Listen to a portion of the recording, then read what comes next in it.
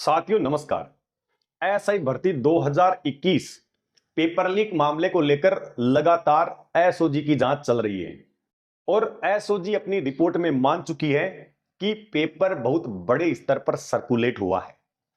14 और 15 सितंबर 2021 का paper leak बताया जा रहा है और सत्ताधारी दल के मंत्री डॉक्टर किरोड़ी लाल मीणा जी भी मान चुके हैं कि पेपर लीक है। तो सवाल यह बनता है कि आखिर पेपर को निरस्त क्यों नहीं किया जा रहा। साथियों, ऐसे पहले भी कई मामले आए हैं कि आरोपियों को बाद में बहाल कर दिया जाता है, इसलिए आप सभी को एक होकर आवाज उठानी पड़ेगी। एसआई भर्ती पेपर लीक मामले में नागौर के डिप्टी एसपी के बेटे समेत लगभग 18 को गिरफ्तार किया गया है एसओजी के द्वारा और उनसे पूछताछ जारी है। साथियों, हमने पहले भी कहा था कि पेपर बहुत बड़े स्तर पर सर्कुलेट हुआ है, बहुत बड़े स्तर पर लीक हुआ था और लगभग 150-200 से ज्यादा कैंडिडेट फर्जी बताए जा रहे हैं। सबसे बड़ा सवाल यह है कि आखिर पेपर को निरस्त क्यों नहीं किया जा रहा। साथियों, मैं आपके लिए एक व्हाट्सएप पर ग्रुप बना रहा हूं और उस ग्रुप का लिंक आपको इसी वीडियो के डिस्क्रिप्शन बॉक्स और कमेंट बॉक्स में पिन किया हुआ मिलेगा। आप उसको ज्वाइन कर सकते हैं, आगे आने वाली अपडेट्स आपको वहां पर मिल जाएगी। आप उस व्हाट्सएप ग्रुप को ज्वाइन कर सकते हैं, आपको लिंक मिल जाएगा। मैं आपको बता दूं कि 2010 एसआई भर्ती का पेपर भी लीक था। इसकी आशंका हुई तो तत्कालीन राजस्थान पुलिस एकेडमी के निदेशक बीएल सोनी जी ने डीजीपी को बताया, लेकिन उस टाइम भी कोई जांच नहीं हुई।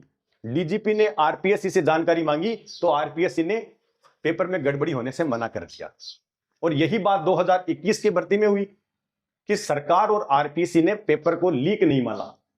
मैंने आपको पहले भी बताया था, उस समय के तत्कालीन अध्यक्ष आरपीएससी के तत्कालीन अध्यक्ष भूपेंद्र यादव जी ने तो यह तक कह दिया था कि पेपर पूर्ण पारदर्शिता के साथ हुआ है। आप देख लीजिए, क्या यह है पारदर्शिता।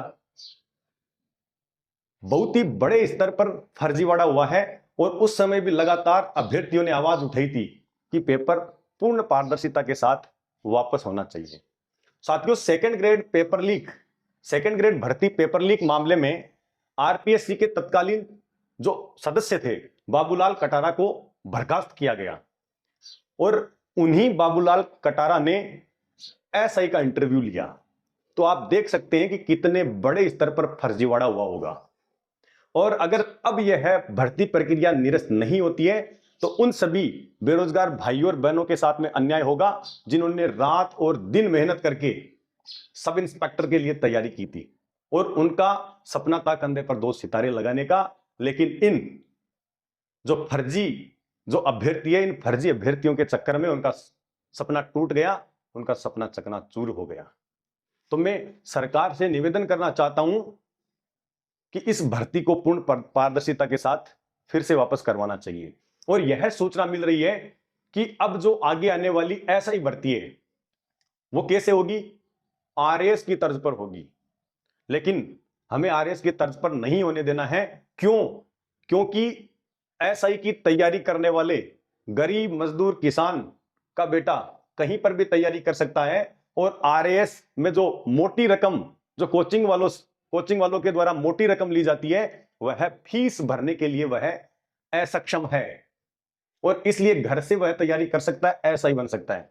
और सबसे ज्यादा हमारे कांस्टेबल भाई बहन भी उसके लिए तैयारी करते हैं। कांस्टेबल जिनका सपना होता है कि मैं भी एक पद धारण करूं, सब इंस्पेक्टर बनूं, और वह तैयारी कर सकता है कहीं पर भी बैठकर सब इंस्पेक्टर की, उनके साथ में भी यह अन्याय होगा। साथियों, आप खुद देख सकते हैं कि एसआई भर्ती पेपर लीक मामले को लेकर कितना बड़ा फर्जीवाड़ा आपके सामने आ रहा है और लगातार मैं इसके लिए आवाज उठाता आया हूं और आवाज उठाता रहूंगा। लगभग सारी भर्तियां 2009 के बाद से जो भी आरएएस की जो भर्तियां हुई है, आरपीएससी ने जो भी भर्तियां कराई है वो एकदम डाउट के घेरे में है, संदेह में है। इसलिए हम सभी को एक होकर आवाज उठानी पड़ेगी जब तक बेरोजगार अभ्यर्थियों के साथ में न्याय नहीं हो जाए। अन्याय के विरुद्ध हमें आवाज उठानी पड़ेगी। साथियों, हम भगत सिंह के वंशज है, चंद्रशेखर आजाद के वंशज है, जिन्होंने अपनी प्राणों की आहुति देकर भारत माता को आजाद कराया था। हमें एक होना पड़ेगा और मजबूती के साथ आवाज उठानी पड़ेगी, वरना आप खुद देख रहे हैं कि कैसे गड़बड़ घोटाला करके जो फर्जी है, उन्होंने जो मेहनतकश अभ्यर्थी है उनके सपने को चकनाचूर कर दिया। और लगातार इसके लिए मैं आवाज उठाऊंगा, मेरे बेरोजगार भाइयों के साथ में आपको खड़ा मिलूंगा। आप मेरे ट्विटर अकाउंट को भी ज्वाइन कर सकते हैं, लिंक आपको इसी वीडियो के डिस्क्रिप्शन बॉक्स और कमेंट बॉक्स में पिन किया हुआ मिल जाएगा। ईओआरओ भर्ती के बारे में भी आपने देखा होगा कि मई 2023 में भर्ती हुई थी, लेकिन पेपर लीक होने की वजह से अभी भी यह भर्ती कोर्ट में पेंडिंग चल रही है। आप खुद देख सकते हैं कि कैसे बेरोजगारों के साथ अन्याय हो रहा है।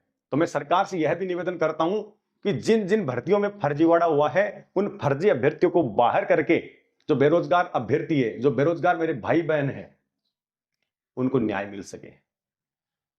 साथियों, आप मेरे इस YouTube चैनल को भी सब्सक्राइब कर सकते हैं ताकि आने वाली हर भर्तियों से संबंधित आपको अपडेट्स यहां पर मिल सके। आप उस WhatsApp ग्रुप को भी ज्वाइन कर सकते हैं, लिंक आपको इसी वीडियो के डिस्क्रिप्शन बॉक्स और कमेंट बॉक्स में पिन किया हुआ मिलेगा। फिर मिलते हैं नेक्स्ट अपडेट के बाद। धन्यवाद। जय हिंद, जय भारत, जय राजस्थान।